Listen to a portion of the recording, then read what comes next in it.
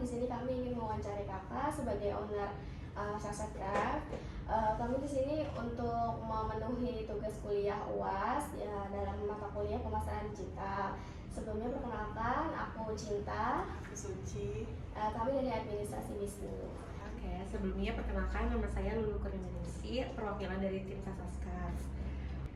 Gimana nih, ada yang bisa aku bantu sini kira-kira? Izin bertanya ya Kak, bagaimana cara menarik perhatian konsumen dalam strategi pemasaran Kakak? Oke, sejauh ini kan kalau Sasa Craft sendiri, pemasaran utamanya itu, penjualan utamanya itu di online. Meskipun sekarang kita udah punya beberapa store ataupun tempat penjualan yang offline gitu, cuman kita memang utamanya di online. Karena sekarang juga eranya era digital ya, jadi berusaha semaksimal mungkin memaksimalkan platform digital kayak live streaming, terus juga konten, terus juga iklan. Seperti itu sih sejauh ini yang dilakukan. Terus metode apa sih Kak yang paling efektif untuk membangun minat calon pelanggan nih terhadap produknya kakak? Terus juga alhamdulillahnya kita mulai banyak jualan di online itu ketika live streaming itu dimulai. Saat itu 2 tahun lalu kan baru ada tuh di platform TikTok ataupun Shopee. Di platform TikTok dan Shopee itu baru ada mau mulai live. Nah, di situ kita ngikutin trennya. Kalau misalkan kita masuk jualan produk kita di live gitu. Dan itu lumayan, menurutku itu lumayan meningkatkan trust customer ya, karena biasanya kalau di live itu kita kan jelasin detail produk, terus juga bahkan kita try on produk. Jadi orang yang mau beli itu bukan cuma sekedar lihat foto katalog aja, tapi ngelihat produknya dipakai langsung sama orang lain yang bukan model itu kayak gimana. Jadi itu lebih ningkatin trust orang untuk beli produk kita. Selanjutnya, apa sih Kak yang bisa dilakukan untuk menciptakan keinginan nih yang kuat agar konsumen tuh ingin membeli produk kakak? Kayak kan kalau keinginan tuh sebetulnya luas gitu ya, kayak terus nggak semua orang tuh kita juga nggak semua hal tuh kita bisa nurutin keinginannya customer. Yang paling utama, yang paling dasar sebelum kita jual produk itu kita riset sih, kayak lihat kira-kira tuh lagi apa sih yang dibutuhin, lagi apa sih yang banyak diminatin. Contohnya kalau sekarang kan kita emang yang utamanya di hijab motif nih. Di hijab motif itu varian warna apa sih yang lagi banyak diminatin sama orang-orang gitu. Sebelum nanti kita akhirnya jual dan masarin ke customer, kayak gimana kita di belakang tuh kita sebelum itu tuh kita tanya dulu kira-kira lagi pada suka apa gitu. Entah kita tanya langsung sama audiens di sosial media secara interaktif gitu, ataupun kita lihat riset pasar aja gitu, kira-kira yang akan tren itu apa. Karena itu secara nggak langsung juga kita jadi tahu kan keinginan customer tuh maunya apa gitu. Terus juga biasanya memang kadang suka ada juga customer yang kayak, Kak nanti buat ini dong, Kak nanti buat ini dong. Jadi kayak dengan kayak gitu kan kita semakin mewujudkan keinginannya dia, jadi kayak dia semakin trust juga, kayak oh iya ya, kayak kemarin saya request ini terus diikutin gitu, akhirnya dia mau beli. Dan bahkan ketika kita ngeluarin produk lain pun dia kayak mau beli lagi. Terus juga kita ngutamain kualitas sih, kayak produknya sebisa mungkin seperti sebelumnya gitu. Jadi ngejaga kualitas biar si customer tuh tetap mau beli gitu, tetap kayak, jadi bukan cuma sekedar motifnya bagus aja, tapi kayak kualitasnya juga kita jaga. Selanjutnya Kak, langkah apa yang perlu diambil untuk mendorong konsumen melakukan aksi seperti membeli atau mendaftar? Oke, kalau misalkan sejauh ini kan buat ibaratnya kita jemput bola itu melalui berbagai cara ya, kayak iklan, terus juga buat konten. Itu kan salah satu cara buat orang itu mau masuk ke platform kita buat mencari tahu kita, beli, ngekepoin produk kita gitu. Jadi terus udah gitu ya, kalau dengan konten ya kita bikin konten semenarik mungkin gitu, kayak gimana caranya si konten itu tuh berisi bikin orang tuh mau beli. Entah mungkin kita nunjukin detail produknya seperti apa, terus juga macam-macam produknya apa aja, terus juga di live sih, kayak kan sekarang kan karena kita juga memang fokusnya banyak di live, jadi ya kita berusaha kayak meyakinkan juga kan, saya selain misalkan dia request Kak try on produk apa gitu kan, itu bikin orang kan jadi mau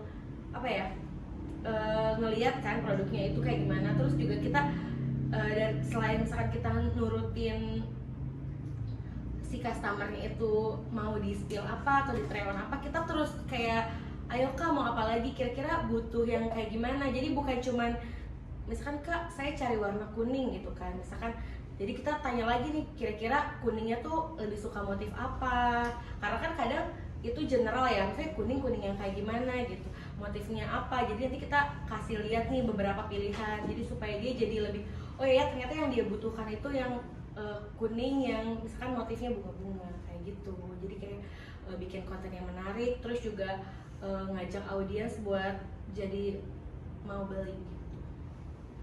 Apa aja sih kak kekuatan utama bisnis kakak nih dibandingkan yang lain gitu? Oke, kekuatan apa ya? Kalau mungkin dibanding beberapa, kan sekarang kan juga banyak ya produk hijab, produk fashion baju, produk hijab motif terutama sekarang tuh udah mulai banyak. Mungkin yang jadi kekuatan kita setiap bulan tuh ngeluarin series baru dan kayak jadinya up to date gitu kan, maksudnya koleksinya juga lumayan banyak. Terus juga harga yang kita tawarin juga masih relatif murah dibandingkan banyak kompetitor di luar gitu. Jadi masih bisa bersaing lah gitu, kayak untuk beberapa orang kayak saya lebih baik beli produk yang ini harganya lebih murah dibandingkan di luar sana yang lebih mahal kayak gitu. Mungkin itu jadi salah satu kekuatan kalian. Kalau untuk kelemahan, apa yang paling perlu diperbaiki untuk meningkatkan daya saing? Nah itu kan daya saing kan sekarang juga brand fashion muslim, terus di hijab motif juga sekarang udah mulai banyak ya. Mungkin digital marketingnya lebih diinin lagi kali ya, lebih sering riset, lebih sering apa ya, up to date gitu, ngikutin perkembangan zaman, terus juga ngikutin apa yang lagi tren di algoritmanya tuh lagi tren apa sekarang, terus juga ngikutin apa mau customer. Terus ya itu sih memperbaiki apa yang udah ada sekarang kayak biar jadi lebih baik lagi gitu, karena kan di luar sana kan udah mulai banyak nih yang sama kayak kita, itu juga nggak bisa ngebikin kita ya udah segini aja gitu, kayak perlu improvement lagi. Selanjutnya, peluang apa yang tersedia di pasar yang dapat dimanfaatkan oleh bisnis kakak? Oke. Peluang mungkin itu kali ya, karena tadi kita bilang yang jadi kekuatan kita kan produk kita kan tergolong ya murah gitu dibandingkan banyak kompetitor di luar sana. Mungkin itu juga jadi ngasih kita peluang buat kita nge-branding dan buat kita jadi dikenal sama banyak orang gitu. Terus juga dengan adanya influencer, terus juga iklan ya, apa sih namanya, dua hal yang bisa kita lakukan itu yang mungkin akan memberikan peluang sih, kayak supaya kita jadi dikenal lebih banyak gitu. Apa ancaman yang terbesar nih kak yang dihadapi bisnis kakak? Ancaman terbesar karena sekarang kita jualannya di marketplace yang bukan kita punya platform sendiri, itu termasuk ancaman sih menurutku, karena kita nggak pernah tahu kebijakan apa yang akan dikeluarkan sama marketplace dan pemerintah gitu, karena kan kadang kebijakannya berubah-berubah ya, kayak kemarin TikTok Shop sempat tutup dan itu lumayan apa ya, mengguncang lah gitu, kayak jadi ada perubahan gitu. Itu sih kayak ya ancaman, maksudnya selain bisnis-bisnis yang lain gitu. Kalau itu kan dibilang ancaman juga bukan ancaman ya, karena mereka juga kompetitor kan sama kayak kita. Itu sih. Terus apa sih kak segmen yang cukup besar nih untuk mendukung strategi bisnisnya kakak? Kalau segmentasi pasar tuh kita target pasar gitu nggak apa-apa, ke arah situ. Target pasar kita kan ibu-ibu, maksudnya bukan ibu-ibu, kayak wanita dewasa di usia 20-an sampai ke 40-an.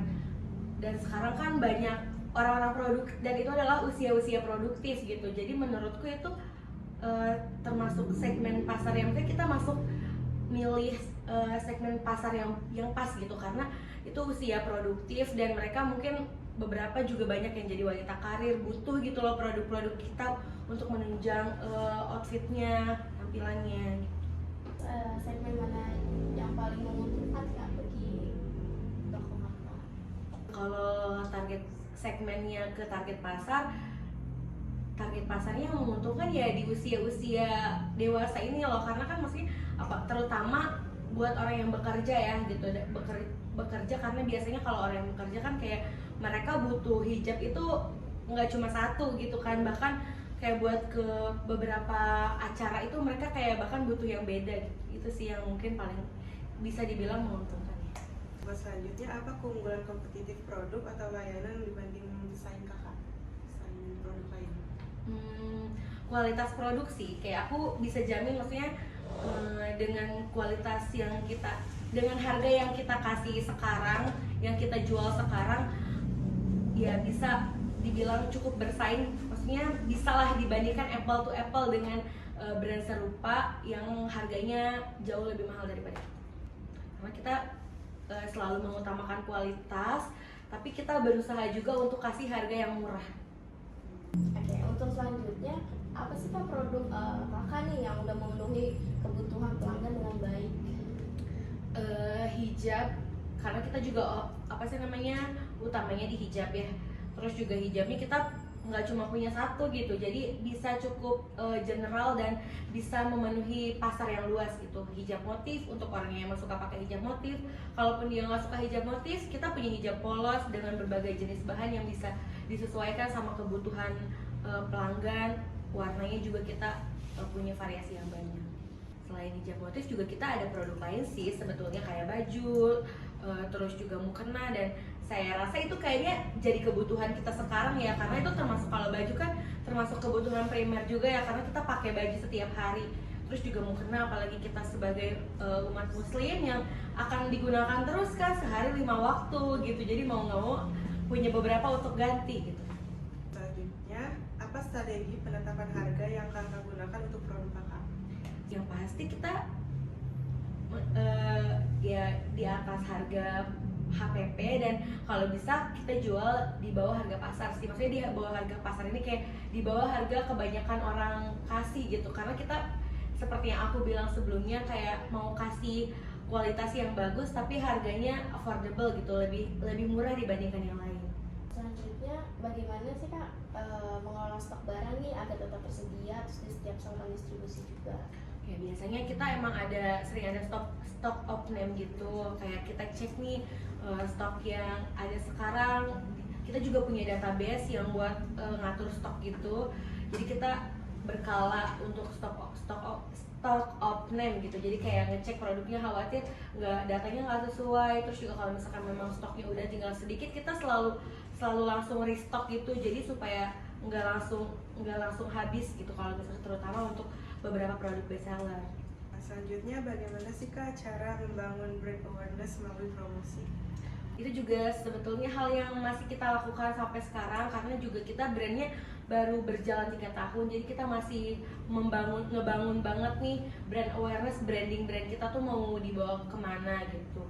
Kalau yang udah dilakukan sejauh ini, kita buat konten promosinya itu berusaha buat punya karakter gitu, jadi kayak ada beberapa konten yang kita duplikasi di setiap kontennya gitu. Ditambah juga selain kita memang ngikutin tren, tapi kita berusaha punya ciri khas gitu, entah dari segi photoshootnya kita di tempat yang kayak gimana gitu, terus juga jenis kontennya, konten kayak gimana nih yang menurut kita sesuai sama branding kita. Terus juga kalau misalkan supaya ningkatin brand awareness-nya lebih luas lagi, selain kita lakuin itu yang sesuai sama branding kita berusaha juga untuk coba ikutin tren dan ikutin hal yang disukai sama target market kita. Karena misalkan target market kita kan wanita dewasa yang 25 tahun ke atas, jadi kita bikin konten yang dibutuhkan atau mungkin yang relate sama mereka gitu.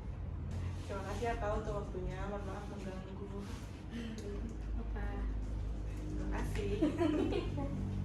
Oke. Sukses terus ya Kak. Iya.